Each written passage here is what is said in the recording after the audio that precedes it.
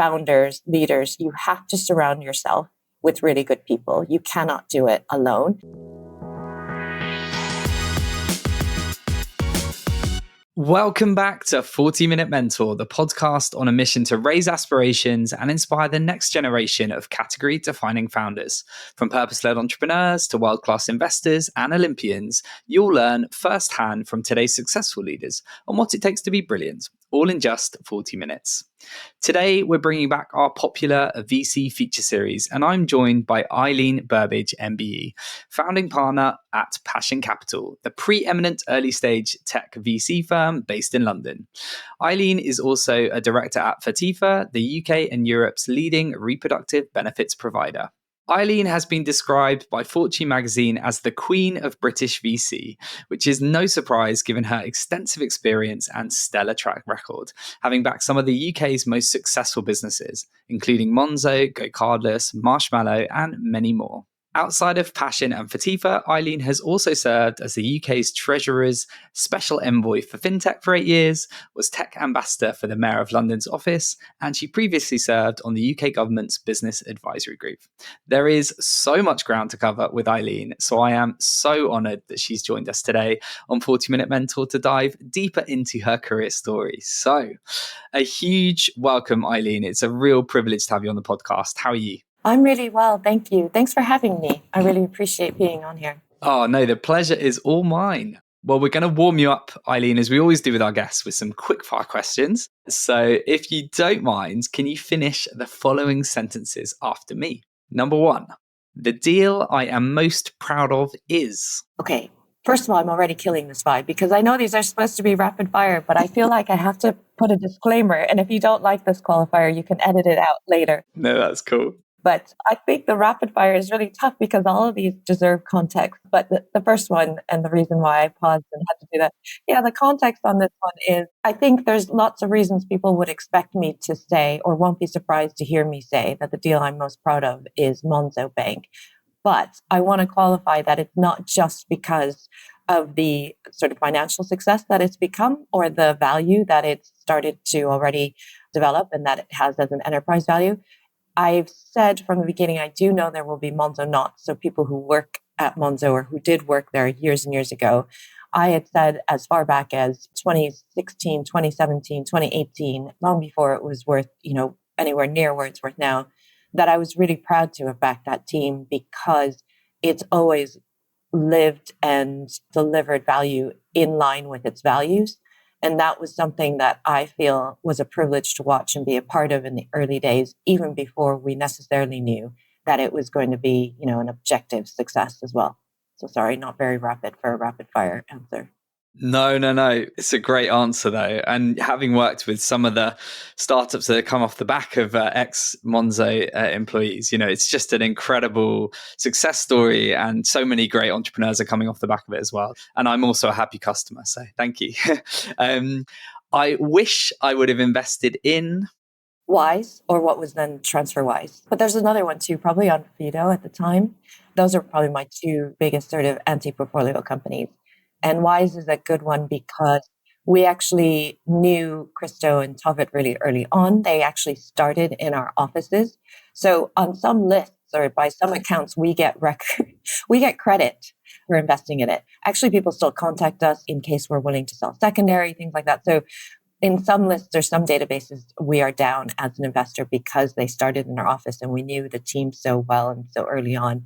I had the pleasure of working with Tovit at Skype in the early days, but we did not make that investment. And we almost saw it too early, or big lesson learned. We gave feedback on the model, which they ultimately ended up incorporating. We should have just backed the team anyway. Wow. Oh, interesting. I guess all investors have the ones that got away, and those are two pretty big ones, but you've more than made up for it with all the successes you've had. Question 3, a myth I'd like to bust about VC is? There are so many. I think one of them is that anyone who is a VC is already independently wealthy. Another one would be that anyone in VC is necessarily clever, bright, good, high quality. Those are probably maybe the top 2. Okay, thank you for sharing. The hardest part of being in VC is? I really thought about this question a lot because I don't know that I'm willing to say anything is particularly hard in speech marks. I feel like it's a real privilege to be an investor of any variety, but a venture capital investor. I don't think anything is, again, in speech marks hard compared to, what founders go through and other people that are involved in our day-to-day work. So I really don't think there's anything that's hard or difficult about being a VC. And I guess that also reflects that I think of it as a labor of love, like everything that I do with it. I really enjoy doing it. And I think one has to enjoy doing all of it. I thought about what other people say in answer to this question. I've heard them say, the hardest part is saying no. The hardest part is sifting through all of the deal flow. The hardest part might be fundraising from LPs. The hardest part is getting distributions. The hardest part, any of those things. Again, I feel like those are very much first world problems. And it's part of, again, the privilege of being an investor. So I really don't have an answer to that. Really like that answer because it shows how much you still love what you do. Given all the success you've had and the experience you've had, it's great that you still have that. It is still that labor of love. That's a really inspiring thing to share and hopefully gives me hope because I still love what I've been doing. I'm 11 years into JBM, but I certainly have lots of energy to keep going.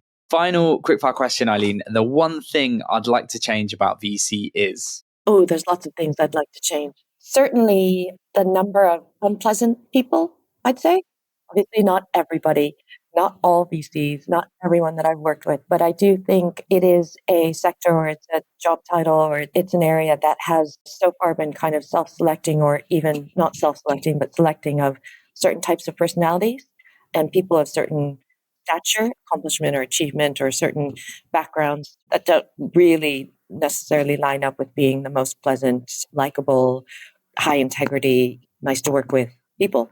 So, put another way, I think there are a lot of jerks to see that change. Yeah, definitely. I think in the scheme of things, it's been really interesting to see the different types of characters within it. And thankfully, we've been very lucky to work with lots of lovely people, but there are some jerks, let's put it that way, like there are in a lot of industries. And hopefully that will change over time. And I guess we'll come on to talk a bit about diversity and inclusion later on in the conversation. But I think that's where having a broader cross-section of society writing checks, I think could hopefully help some of that. Amazing. Well, Eileen, thank you. Already you've shared some fascinating insights into how you think of things, and your love for VC is clear, but would love to take you back in time now before we talk more about Passion Capital. And I'd love to learn a bit more about your upbringing and early careers. So do you mind sharing a bit more about what a younger Eileen was like, what your upbringing was like, and perhaps a little bit more about your early career as an operator? And how did that shape you to be the person you are today? Yeah, of course. So probably I think of it as a quite a boring story, but I was born and raised in the Midwestern part of the state. So in the suburbs of Chicago, which is largely Caucasian, white community. But as the daughter of first generation immigrants, so both of my parents had come across to America separately to pursue higher education and then had my brother and myself. And so we lived in the Chicago area suburbs. So I was one of not very many East Asian people at my school or in the community. Certainly my parents, had a community or friends of people that were Chinese, but it was sort of almost very separate to, I guess, day-to-day life and sort of where my parents worked and also where we went to school. I mentioned that, or I spent so much time on that because I do think that shaped me a lot in that, when we talk about, and you've alluded to, we'll talk about later more, diversity, equity, inclusion, I obviously get asked a lot about sort of gender balance and gender inclusion. And for me, for so much of my life, until I was really an adult in the workplace, I only thought about sort of ethnic inclusion or ethnic diversity and sort of othering in speech marks, in that I really thought it was a sort of a big challenge for me being non-Caucasian in a really sort of, white dominated society. And I really thought there was no issues necessarily or no systemic challenges, or certainly far fewer, to being a girl while growing up than to being a Chinese girl. And so for me, I think a lot of what I've done sort of early on was to make sure that I could assert that I could speak English, that maybe I was good at other things other than maths. By the way, I'm not good at maths in my head, that I was, not what the Asian stereotype was, and that I was as good as maybe, say, a white colleague or a white contributor. So I was brought up in that way, and I guess very stereotypically was told how important education was. And I still believe that, and of course, try to impart that upon my kids. So school was really important. I think I was, they used to use these terms, they don't use them now, but, academically described as a high achiever. And so I would do well on standardized tests and with grades and marks. But it got to the point where once I got to uni, I completely wasn't really rebelling against it, but I decided to just not work as hard, or felt like, oh, I could coast or continue to coast, really, because I don't know that I felt I worked necessarily that hard through high school or any part of schooling, and did almost fail out of uni, actually. So it was a good lesson learned. It was a sort of a reality check. And I feel really lucky because I got a computer science degree from the University of Illinois. But actually, at the time that I was there were two computer science programs. One was in the math college and one was in the engineering college. And I was in the engineering college, but had applied to general engineering, which was at the time probably one of the easier programs to get into. And then I transferred into computer science while there because I perceived that to be even easier than hardcore engineering. But coming out of university then with a computer science degree, I was working in sort of kind of engineering roles, but I went to a telecoms company first, and it was probably most akin to, say, product management, where I did a little bit of coding, but then most of it was interpreting sort of technical requirements, either to sales and marketing people or vice versa, and then kind of transitioned into more market development, business development roles. And that telecoms company actually transferred me out on a rotational assignment to the San Francisco Bay Area, where I then just absolutely fell in love with the tech sector, realizing that there was so much more to being in the tech sector than, say, just programming, and that you had obviously all these sort of cross-functional roles or these other functional roles that we now know about. And so then that's when I took a job at Apple as a market development manager, what they titled an evangelist at the time, for what's the predecessor to the iPhone, but was the Newton personal digital assistant. This is BlackBerry days. This is before the Palm Pilot. And so just stayed and fell in love with the tech sector from there. And so I was in the Bay Area for 10 years for all of the dot-com boom and a couple of years of the bust. But I think I learned more in the last couple of years when things weren't going so well or weren't just easy pickings for everybody than I did for most of the dot-com boom. And I did think I was going to stay in the Bay Area forever, just kind of rotating through marketing, business development, market development roles, or product management, and actually came to London in 2004 to work at Skype, and thought that it would be really valuable for my CV for staying in the Bay Area, just to knock up some international experience for what I thought would be a year or two. And so 20 years on, I'm still here in London, now a British citizen, so dual national, and have given birth to 4 British citizens as well. And so I'm here now and really invested both literally and figuratively in the British ecosystem, in Europe, and in a lot of, I think, non-US opportunities, really, because part of coming abroad in the first place was this thought process that Silicon Valley was probably a bit too insular and sort of maybe not thinking globally enough or about opportunities that lied outside of the Bay Area or even the United States. Incredible. What an interesting background. Thank you so much for sharing. I find it really interesting, just the way you described, being a bit different at school. It reminds me of something that my father told me when he moved. He was an immigrant from India. And one of the things he said was he was so different to everybody in his school that it really kind of spurred him on to make sure he spoke English quicker, that he was excelled academically and in a sporting context. So that really resonated with the conversation I had with him. Well, as you mentioned, you came to the UK, and thank you for coming to. That sounded like that wasn't going to be a long-term move, but thank goodness you did, because look at all you've achieved.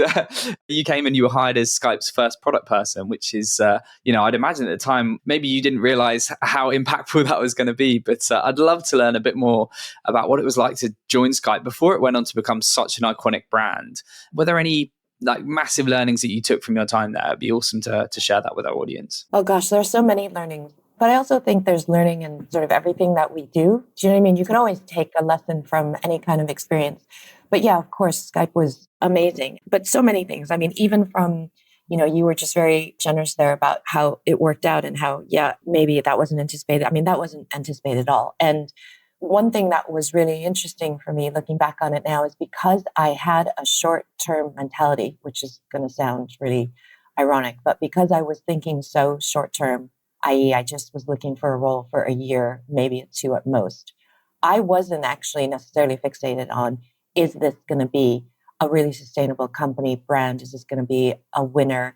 Is this the end all be all? Will it define my career? Anything like that? And I actually took the leap just based on completely different criteria. Literally, what was going to be most fulfilling, gratifying, or valuable for me for the next year or two, seeing it as a stepping stone to, candidly, going back to the Bay Area is what I thought I was going to do. And so one thing that's interesting looking back at it now is was really lucky, actually. I got a job offer from not only Skype, but also Shazam, which at the time was a completely different company.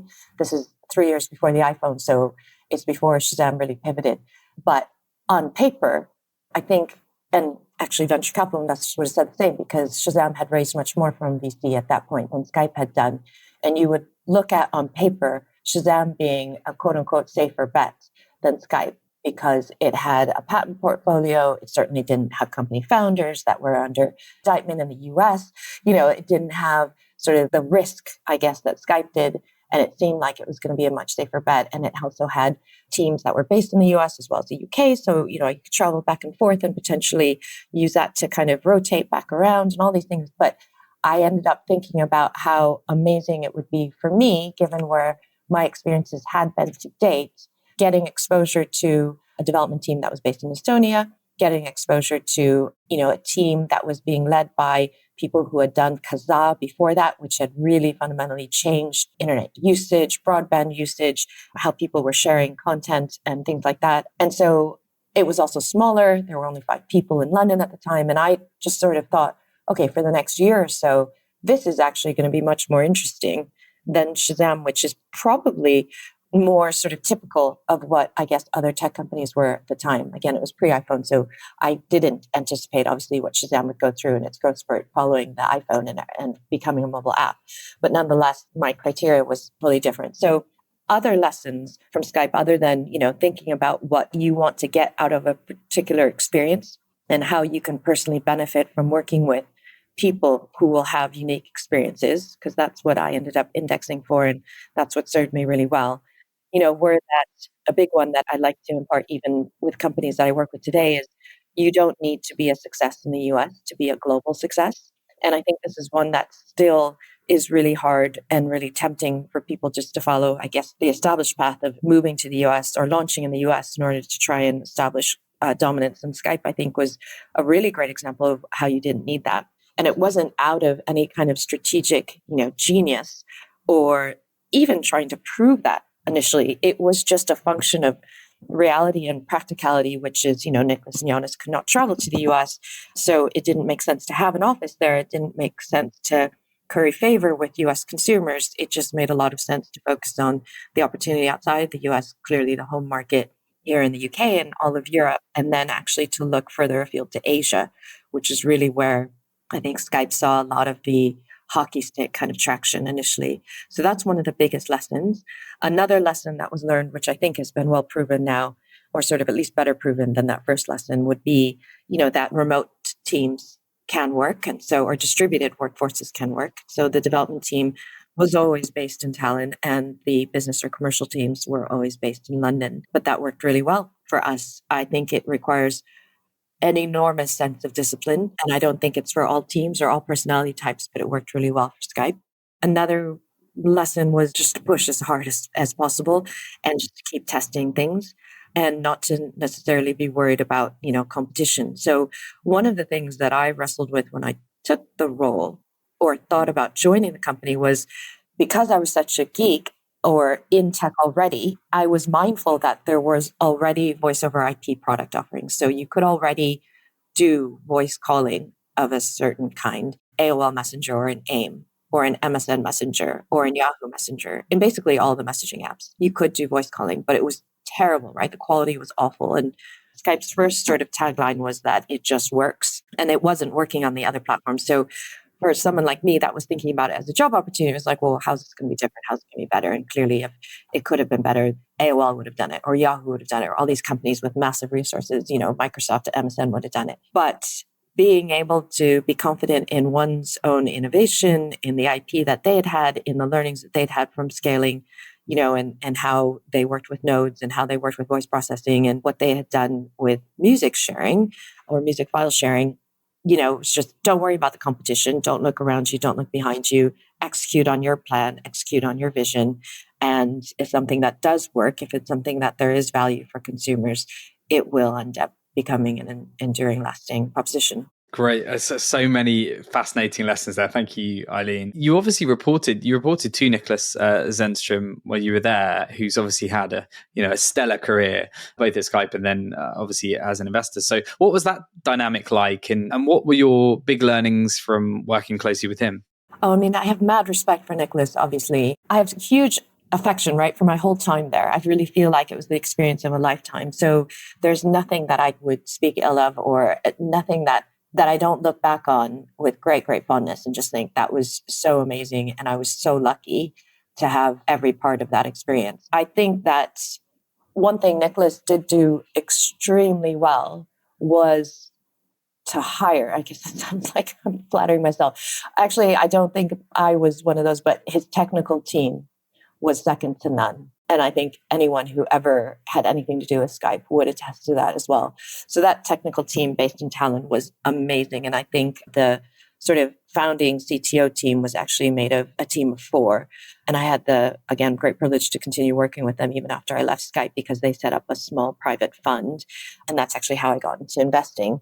But that founding team was just unbelievable. And kind of the most vocal of the 4 was, a gentleman named Toivo, who is in effect the sort of CTO, and he was just phenomenal.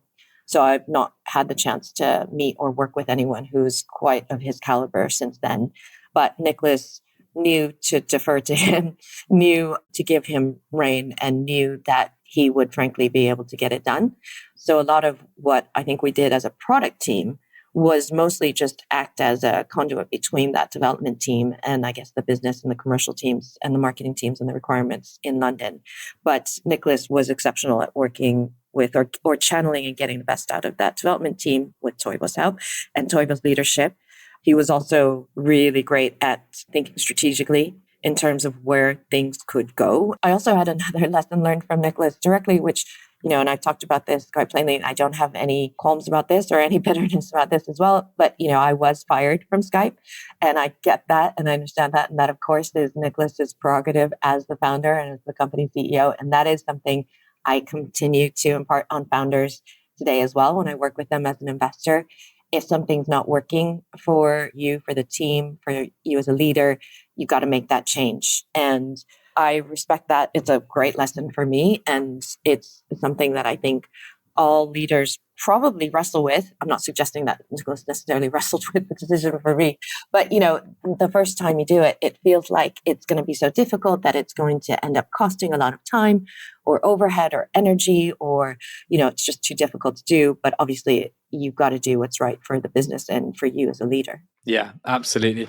Well, thank you for sharing. I mean, you turning that into such an important lesson, which was, I'd imagine at the time, a very difficult moment, is a great lesson for us all. And I think for me as a founder, it's always been the hardest part of the job and the worst part of the job. But you sometimes realize if you don't make those necessarily calls, it's much worse in the long run, isn't it? If you don't make the change. Actually, slightly alluded to my next question. It's a good segue about how you ended up in VC in 2011. Do you mind sharing a bit more about why you decided VC was the right next step for you at that point in your career, and a bit about how you found that transition from going from an operator to a VC? Yeah, sure. Although I don't know that I have too much advice for it, because I think I just got really lucky. And I feel really, really privileged to be investing today or even have had the chance to do it back then. So the way it happened for me was, I'd been obviously working at Skype. I left Skype after I was fired and then joined Yahoo here in London. I was then pregnant with my eldest, and so was staying here in London with my then partner. And so I was working at Yahoo, but then on maternity leave, in that sort of intervening period, the business obviously was sold to eBay. And I mentioned the 4 founding engineers. They had 5% of the company's equity when it was sold. So they had enough resource then, or had enough from their sort of upside, to set a private fund. It was 50 million euro, and they wanted to start investing sort of more as organized angels, but, collectively as a group, out of what they named ASI, or Ambient Sound Investments, out of Tallinn. And so when I was on maternity leave from Yahoo, initially it just started with them asking me if I could look over a business plan because, we had worked so closely together at the time that I was at Skype, and we had delivered so much and obviously collaborated on so much. So I had such a great working relationship and rapport, and I think huge friendships with all of the talent team. So they sort of asked me just as a friend, you've been on the product side, you've been on biz dev, take a look at this. Could you take a look at this business plan and tell us, frankly, if you just think it's bullshit or if you think it makes sense and do you think that there's something here or not? Or it might have even been, listen, there's a founder that we think is working on something interesting, but they're based somewhere and they might be traveling through London or they might be based in the UK, but we're not going to necessarily ask them to fly out to Tallinn for us to meet them. So could you take a meeting and tell us what you think about them, having met them face to face? So I was initially just sort of vetting business plan, product roadmaps, or even just doing founder references for them. And we didn't even use the vocabulary or anything, but was effectively helping them with their due diligence. So I started doing that in the summer of 2006 and did that for about a year and a half. Actually, I carried on just supporting them while I was also working at Yahoo and just helping them make investments because it just seemed like a lot of fun to help people. Someone's thinking about investing in something and they say, what do you think? Does that make sense to you? And I was just offering my random, completely unqualified opinion. But, in some cases they took it, in other cases they didn't. And then over that sort of 2-year period, they ended up making 4 investments in London. And I would then carry on being sort of their board observer representative or, their investor representative with those teams here in London. And it was a lot of fun. It was absolutely amazing. And even considered, wow, I'd love to do this on a full-time basis, but probably not going to move to Tallinn and want to stay in London. Absolutely recognized, by the way, that I didn't think I was going to be able to get a job at a VC. So this is why I say I don't know that I have any good advice for anyone who would want to make that transition. I didn't have an MBA. I had a computer science degree. I don't know any macros still today in Excel. I'm not, that kind of person or just investment type. I had only operational experience and an understanding for technical concepts. So I'm sure I wouldn't have gotten hired as an associate at Index or Balderton or Excel, which were, the 3 big ones at the time. And didn't want to move to Tallinn. But through the course of the 4 companies that they invested in the UK and that I started working with, I met what eventually became my founding partners at Passion. And so we started working together really in 2009 in terms of thinking about fundraising and what we wanted to do.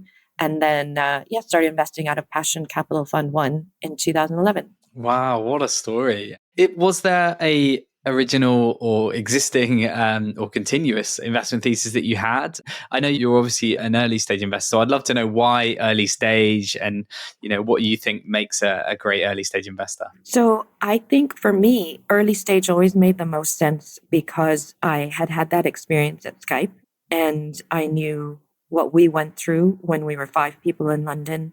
And then I think at the time that I left, it was about 50. And then I think, the talent team was, I don't know, between 10 and 15 when I joined and into the hundreds by the time that I left.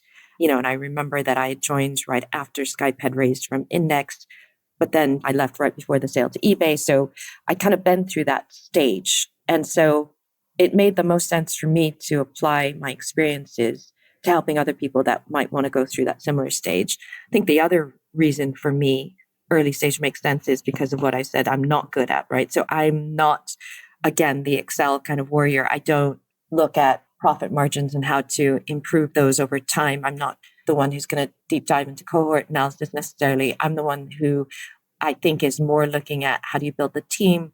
How do you establish the culture? How do you get working dynamics in place? How do you set about establishing kind of a cadence and objectives, and how do you try and execute on those in the early days?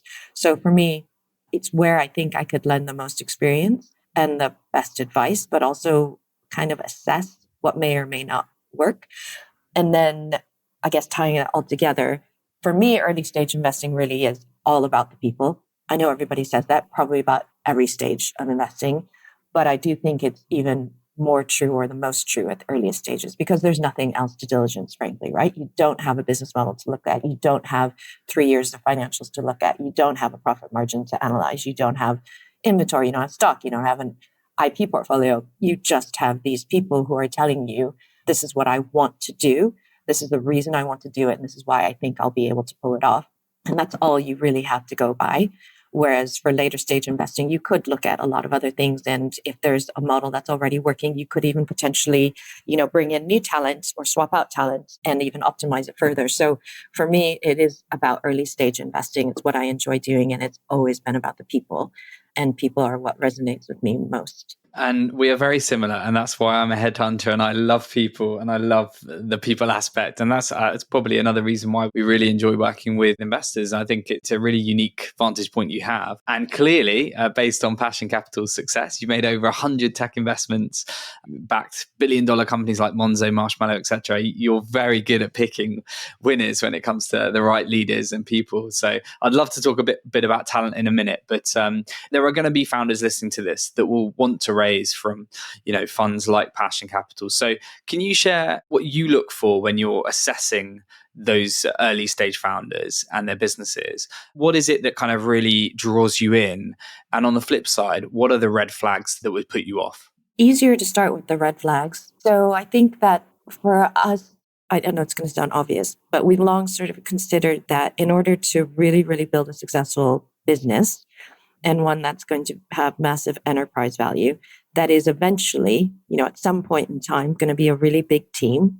It's going to be one that has a lot of customers, whether they're consumers or other businesses, and they're ones that are going to have lots of stakeholders, so other investors, distribution partners, channel partners, or the like. And so for all of those relationships or those touch points, the leaders of the business, for us, the thing that we index the most on is integrity and their ability to basically be compelling to other people. And so I really put that as a combination of things, because one can be really, really compelling, but can also just be a con artist, right? I mean, that's what the best con artists are. They're really compelling, really engaging, and they get people to really, really go for what they're pitching.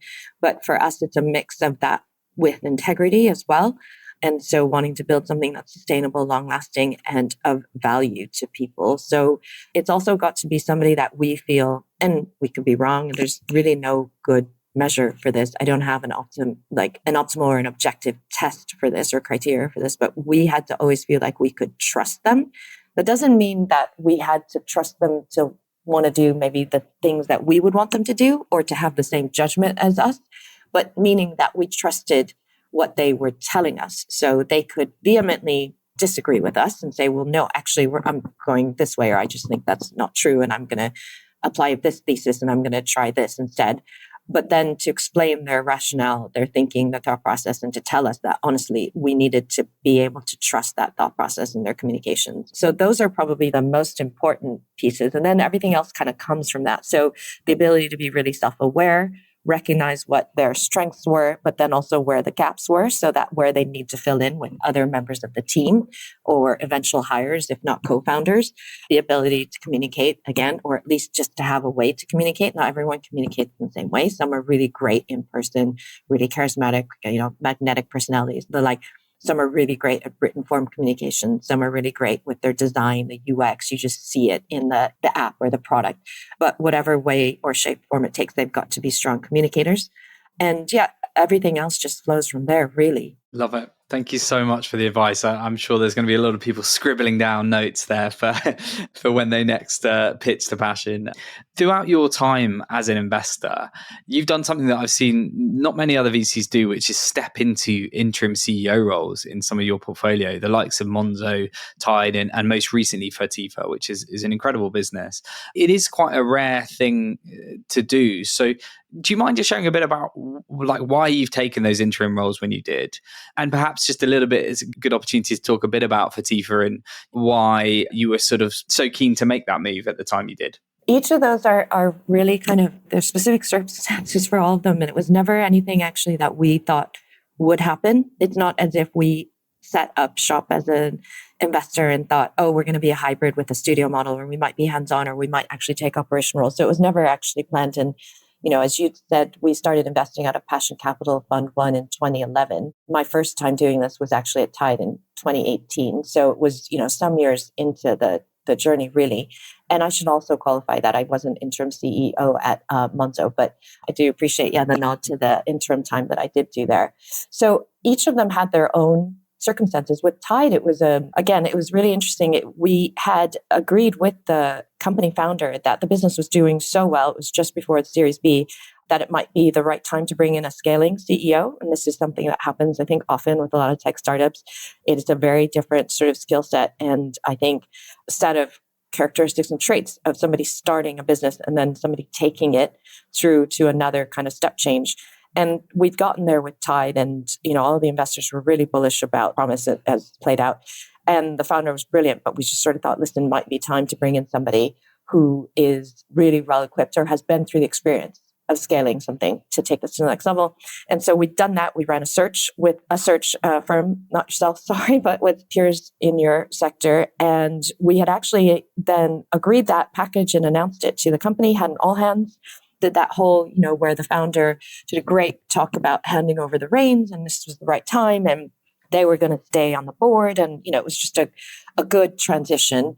And then unfortunately, the week subsequent to that, the candidate actually changed their mind and ended up deciding to go do something else, which was obviously great for them, but a huge nightmare for us. And it was a sort of a harsh kind of a brutal kind of change, which is, okay, wait, do we now tell the company, which is almost 50 people at this time, just kidding, hold that thought, or actually the founder's not leaving just yet, we're going to wait 3 more months until we find someone else? Or it just felt like that was maybe not the best route given what we'd already done to start implementing the transition. And so the thought process was then, instead of taking a step back, let's keep moving forward, even if we have to go sort of slightly sideways before we can actually take that leap up that we wanted to.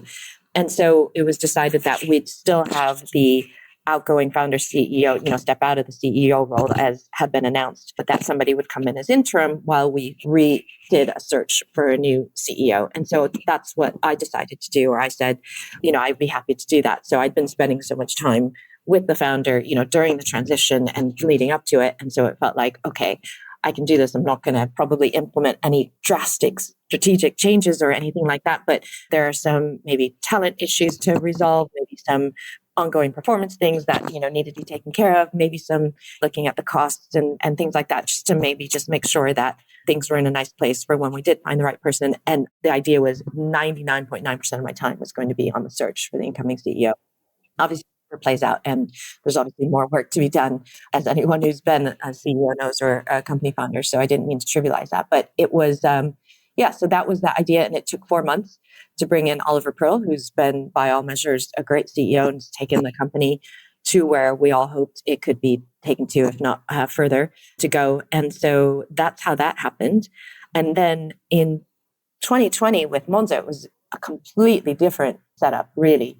And Tom Blomfield has spoken about this quite openly. So I don't think I'm being disloyal or stealing his thunder or saying anything that he'd be uncomfortable with me saying. But for at least a year before he ended up, before he ultimately left Monzo, he had been saying he was ready to go. And I think a lot of lessons that I've learned from that whole process, because I think we kind of failed him as a board and as, advisors or as supporters by not recognizing that sooner, or at least from a governance point of view, by not putting in a really concrete or reliable succession plan in place before he had sort of raised his hand and said, listen, I'm ready to go. So I remember him first saying it to me in about summer, August of 2019. I remember him taking a 3-week Christmas holiday at the end of that year. But I also remember talking to him then that Sunday before everyone goes back to work, whether it was the 3rd or the 4th or the 5th of January, whatever, and saying, how are you feeling? And are you feeling better about things or slightly more invigorated? And he said bluntly and very candidly, no, I am not. I haven't been able to sleep the last few nights because I'm dreading going back and I'm just not in the right headspace for this. Obviously Monzo at this point had become a regulated bank. It had millions of customers. It had millions in deposits. It was a very different type of business than the one that he helped to co-found in 2015. And so my first involvement in Monzo was just actually to give him a bit of cover, if it will, or just to have his back. And I think he wouldn't mind me paraphrasing it this way. He got to the point where he said, listen, I just don't want to deal with the people shit and the regulatory shit anymore. And I just want to focus on product and vision and, delighting our customers. And so I decided I'd go in, and we talked about me being involved maybe 3 days a week to give him some cover on the people stuff. On the people side, constant demands for headcount, constant requests on budget, constant complaints or kind of conflicts about resourcing, things like that. And that I would maybe help with that. And also building up a bit of the C-suite around him, if not a direct succession plan. And that actually at the same time, our chair, Gary Hoffman, stepped in for a few more, I think, days a week as well to help on the regulatory sort of side. So that was the plan. And then what happened was, I don't know if it was 3 weeks or 5 weeks later, I kind of forget now, but then we had the pandemic and I guess talks of first lockdown because of COVID.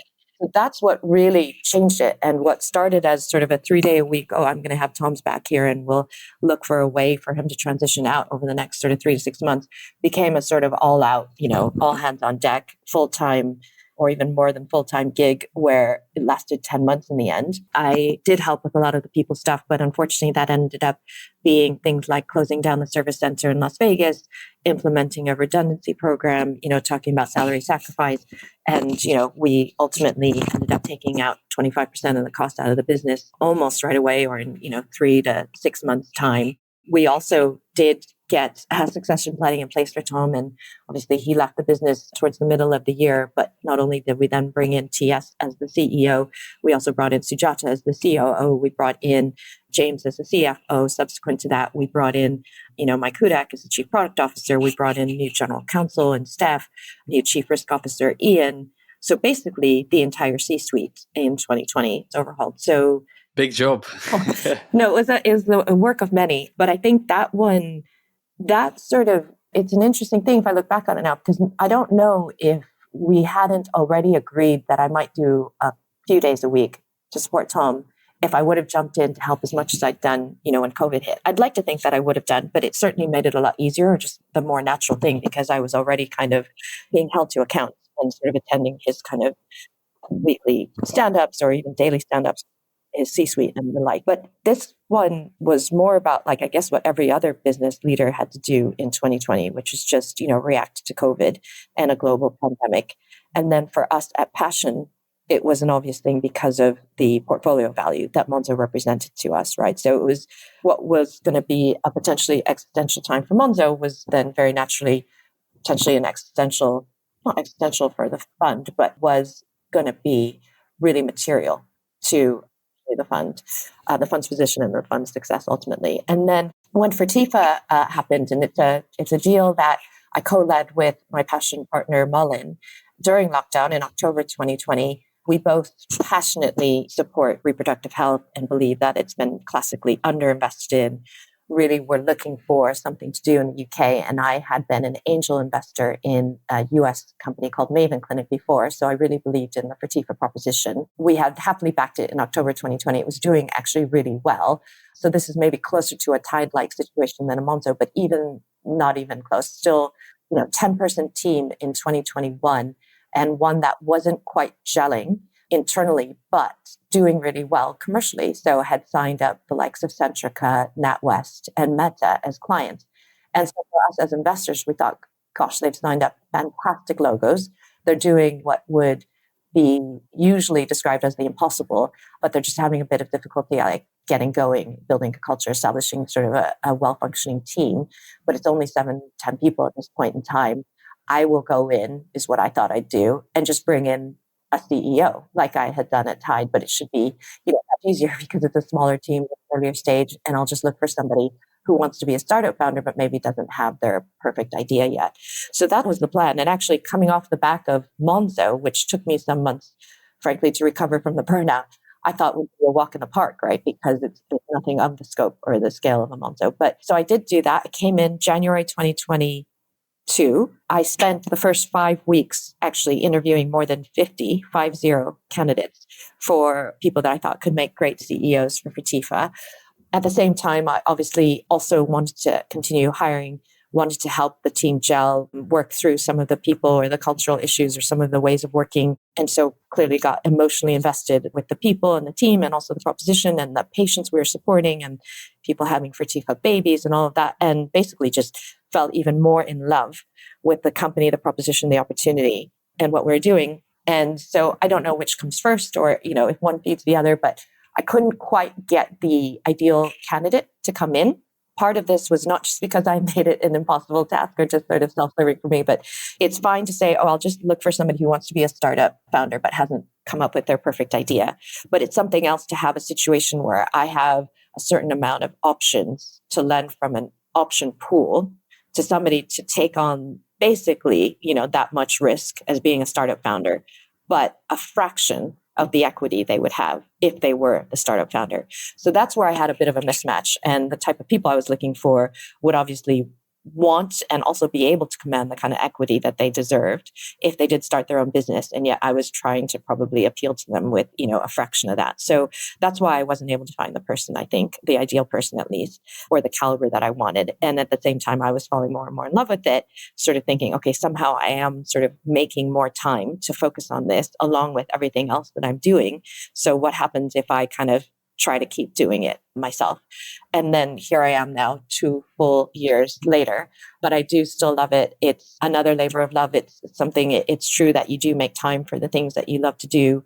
I'm really proud of everything that Fertifa has been able to achieve as a team and a company in the last 2 years. I'm really lucky the team was accepting of me, even with all of the other things that I also do in addition, like with Passion and everything else that I still do. And I'm also really fortunate that, we got really supportive investors to also buy into that as well. And so, we closed a seed round in May last year. And, I'm really excited because we've got some of the best backers you could ever hope for. Incredible. So interesting to hear the context to those different moves and just how passionate you are about Fertifa. It sounds like an amazing business. So thank you for the context, Eileen. Before we wrap up the interview, Eileen, I could talk to you for hours. But I'm going to distill my last 2 questions.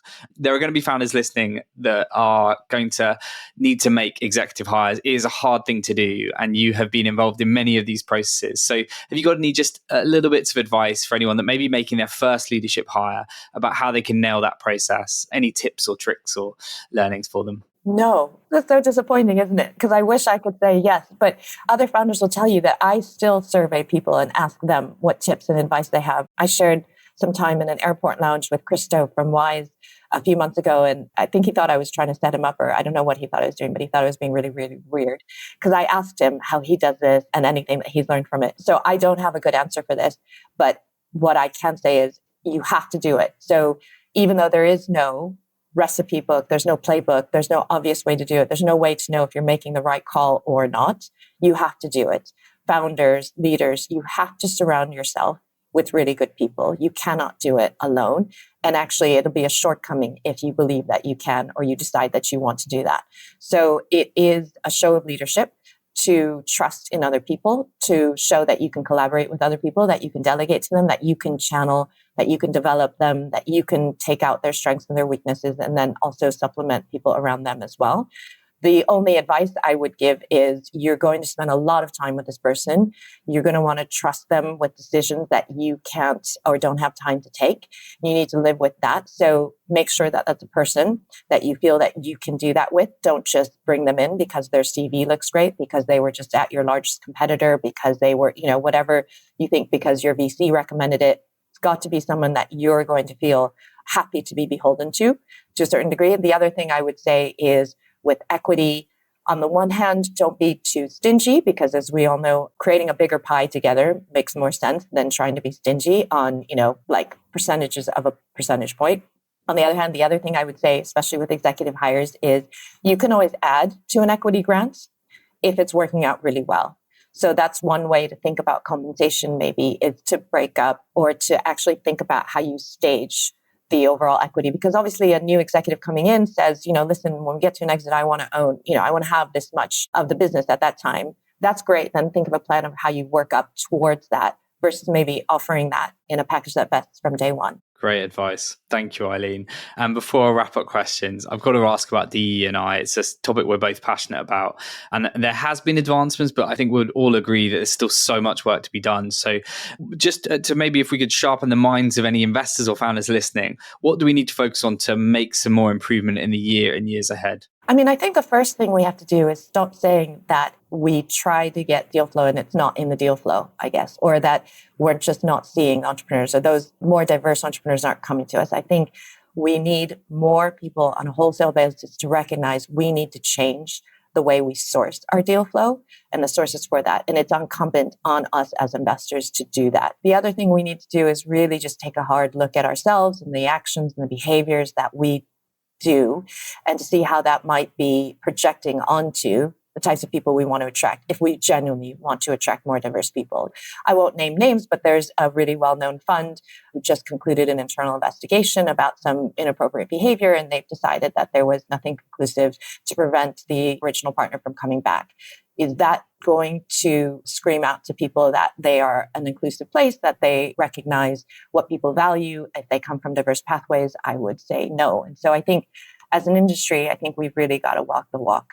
100%. Thank you, Eileen. Thank you for saying that. We're sadly at an end. We've got 3 wrap-up questions for you. So we're recording this at the start of the new year. Great time for candidates to be reflecting about the future and their plans. So what is the best piece of career advice that you can pass on to our listeners? Gosh, I don't know. Again, I don't think I have great advice because I think I've been really lucky. I think I've been really fortunate, and I still ask others for advice. But I do think, even just speaking to you, I've realized that a lot of what I've described, whether it was when I took operational roles, whether it was when I moved to London in the first place, not to try and answer the question of what if sort of X years out, not to try and answer what it looks like 20 years, 10 years, 5 years, 3 years out. Look at what you can assess for yourself, pros and cons, with the information that you have to hand now and with what you're trying to achieve in the near term. So for me, it was, what do I want to achieve out of being in London for a year? It was, okay, what do I want to achieve to help Monzo in the next, 6 months as we need succession planning? It was, what do I want to achieve for Tide? What do I want to achieve for Fertifa? All of the other companies we work with. And then I think if you do that to the best of your ability and with the information, all the data, so don't ignore even data that might be contrary or negative, you do that to the best of your ability, then it puts you in a better position to then make that same decision again when new information arises. And then hopefully that's how you get to closer and closer to the longer term outcome as well. Awesome advice. Thank you. And what are you excited about in 2024? What are you most excited about? I mean, everything, right? I'm so excited about everything. I've got qualms about elections in both the US and the UK, but in terms of, our sector, our industry, investing, founders, I mean, I'm an investor, so I'm an optimist, an eternal optimist. I think there are great opportunities to back fantastic people, to try and get more attention on things that are undervalued or don't get enough attention, to invest in areas that have been historically underinvested in, but also to see some real great companies and founders just really punching through this year. I think there'll be so much in so many different sectors. I share your optimism. It's a great thing to hear. And finally, this is 40-Minute Mentor. If you could be mentored by anyone, dead or alive, who would it be and why? She's very much alive, but it would be Dame Stephanie Shirley. So I don't know if people will know her. I know she's getting on a bit and her history is not quite as recent anymore, but I think she's an absolute legend. And I would love and I don't even know if it's classic mentorship. I just love to hear more and more stories, what she has overcome, what she's achieved. Maybe the one-liner that a lot of people say, but this really trivializes everything that she's come through. But, she had adopted the name. She used Steve in correspondence instead of Stephanie because she found that people responded to her letters and her correspondence more with a male name. And so everything that she's achieved by building up her IT business, when she did, what she overcame in her childhood, and all of her advocacy, she's such an inspiration. So I would just love to spend more time with her. She is a real aspirational guest for me, and you're not the first person to name check her, a real inspiration. And that's a very inspirational place to end it. Eileen, thank you so much for sharing your story and your mentorship with us all. It's a real privilege. I've really enjoyed chatting. So thank you so much. Thank you.